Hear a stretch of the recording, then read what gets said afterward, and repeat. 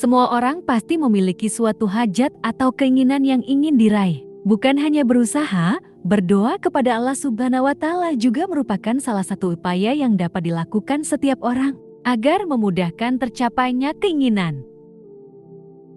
Untuk mengupayakan doa kita terkabul, ada berbagai usaha yang bisa dilakukan. Salah satunya adalah berdoa di waktu-waktu tertentu. Pertama, ketika sahur atau sepertiga malam terakhir. Ciri-ciri orang bertakwa, salah satunya, ketika waktu sahur atau akhir-akhir malam, mereka berdoa memohon ampunan. Sepertiga yang paling akhir adalah waktu yang penuh berkah, sebab pada saat itu Allah Subhanahu wa Ta'ala turun ke langit dunia dan mengabulkan setiap doa hambanya yang berdoa ketika itu. Kedua, ketika berbuka puasa.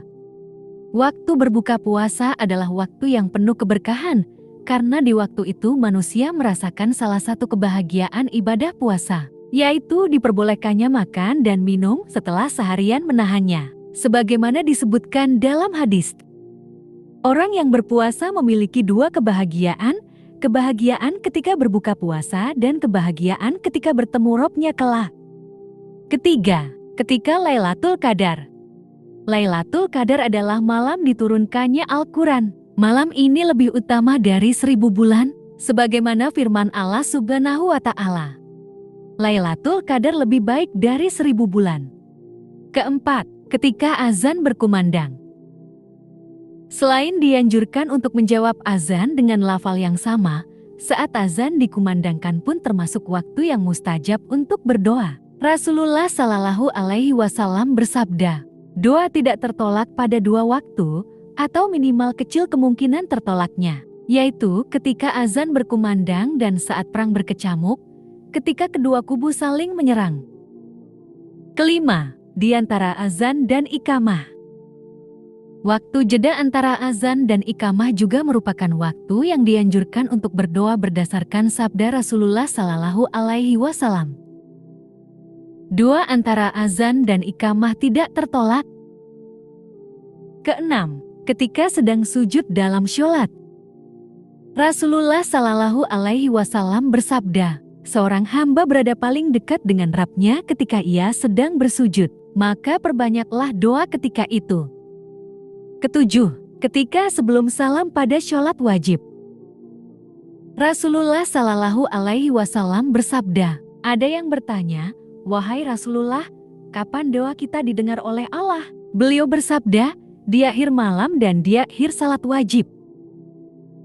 Yang dimaksud akhir salat wajib adalah sebelum salam. Dan tidak terdapat riwayat yang menjelaskan Nabi dan para sahabat merutinkan berdoa meminta sesuatu setelah salam pada salat wajib. Syekh Ibnu Utsaimin berkata, apakah berdoa setelah salat itu disyariatkan atau tidak? Tidak disyariatkan, jawabnya. Karena Allah berfirman, jika engkau selesai salat, berzikirlah.